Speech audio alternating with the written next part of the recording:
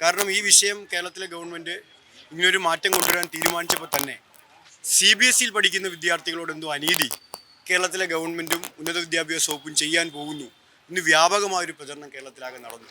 CBSE വിദ്യാർത്ഥികളുടെ അവസരം കുറയാൻ പോകുന്നു, CBSE പഠിക്കുന്ന വിദ്യാർത്ഥികൾക്ക് അനീതി സംഭവിക്കാൻ പോകുന്നു എന്ന നിലയിൽ വ്യാപകമായ പ്രചരണമാണ് കേരളത്തിലുടനീളം നടന്നത്. ആ പ്രചരണത്തിൻ്റെ ഒരു പ്രതിഫലനമാണ് നിർഭാഗ്യവശാൽ ആ CBSE ബോർഡിൽ പഠിച്ച ഒരു വിഭാഗം വിദ്യാർത്ഥികൾ അതിൻ്റെ മാനേജ്മെൻറ്റ് അസോസിയേഷൻ എല്ലാം ഹൈക്കോടതിയിലേക്ക് നീങ്ങുന്നതിനും ആ കോടതി നടപടിയിലെ സാങ്കേതികത്വം മൂലം ആ ലിസ്റ്റ് തന്നെ നമുക്ക് ക്യാൻസൽ ചെയ്യേണ്ട സ്ഥിതിയും വന്നിരിക്കുന്നു. യഥാർത്ഥത്തിൽ ഈ വിഷയത്തിൻ്റെ മെറിറ്റിൽ നിന്ന് നമുക്ക് അഡ്രസ്സ് ചെയ്യാൻ വേണ്ടി കഴിയണം. എല്ലാ കുട്ടികളും പല ബോർഡുകളിലാണ് പരീക്ഷ പാസ്സാവുന്നത്.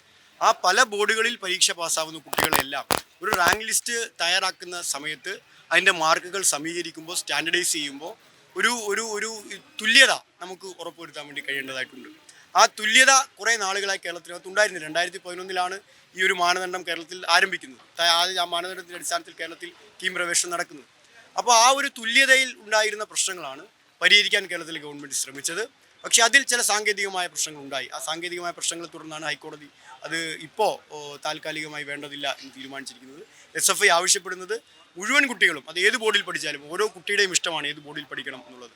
ആ ബോർഡിൽ ഇപ്പോൾ സ്വാഭാവികമായി പല ബോർഡുകൾ കേരളത്തിൽ തന്നെ പരീക്ഷ നടത്തുന്നുണ്ട്. അങ്ങനെ വിവിധ ബോർഡുകളിൽ പഠിക്കുന്ന കുട്ടികൾ പരീക്ഷ എഴുതി കഴിയുമ്പോൾ അവർക്ക് അവരുടെ മാർക്ക് സമീകരിക്കുമ്പോൾ സ്റ്റാൻഡേർഡൈസ് ചെയ്യുമ്പോൾ അതിൻ്റെ സ്റ്റാറ്റിസ്റ്റിക്കൽ ഇക്വേഷൻ അനുസരിച്ച് നോർമലൈസ് ചെയ്യുന്ന സമയത്ത് അവർക്ക് എല്ലാവർക്കും തുല്യമായൊരു അവസരം ടീമിൽ ഉണ്ടാവണം. അതിനാവശ്യമായൊരു മാറ്റം അടുത്ത തവണത്തെ അഡ്മിഷൻ പ്രക്രിയക്കകത്ത് മുൻകൂട്ടി കേരളത്തിലെ ഗവൺമെൻറ് നടത്തണം എന്ന അഭ്യർത്ഥന SFI മുന്നോട്ട് വെച്ചിട്ടുണ്ട്. അത് ബന്ധപ്പെട്ട അധികാരികൾ ആ നിലയിൽ തന്നെ.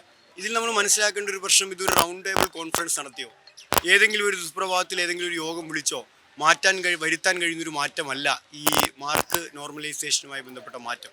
അതിന് ഒരുപാട് പഠനങ്ങൾ കൃത്യമായി നടക്കേണ്ടതായിട്ടുണ്ട്.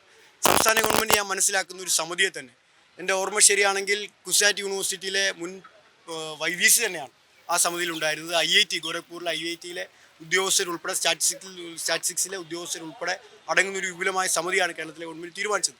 അത് നമുക്ക് ഹ്യൂമൻ എഫേർട്ടിൽ അല്ലെങ്കിൽ ഏതെങ്കിലും ഒരു ഔദ്യോഗിക തലത്തിൽ മാത്രം എടുക്കാൻ കഴിയുന്ന ഒരു തീരുമാനമായിരുന്നില്ല. അത് വിദഗ്ധമായൊരു പഠനം, കാരണം ഇങ്ങനൊരു പഠനം നടത്തിയിട്ട് തന്നെ പല ആക്ഷേപങ്ങളാണ് ഉയർന്നു വന്നത്. അപ്പോൾ കുറേ കൂടി വിപുലമായ ഒരു പഠനം ഇല്ലാതെയായിരുന്നു നടപ്പിലാക്കിയെങ്കിൽ കുറേ കൂടി വലിയ പ്രശ്നങ്ങളുണ്ടായി. ഇപ്പോൾ ഒരു ആധികാരികമായ പഠനം നമ്മുടെ മുന്നിലുണ്ട്. ഏറ്റവും പുതിയ വാർത്തകളും വിശേഷങ്ങളും വിരൽത്തുമ്പിലറിയാൻ സീ മലയാളം ന്യൂസ് എല്ലാ ഡിജിറ്റൽ പ്ലാറ്റ്ഫോമുകളിലും ലഭ്യം.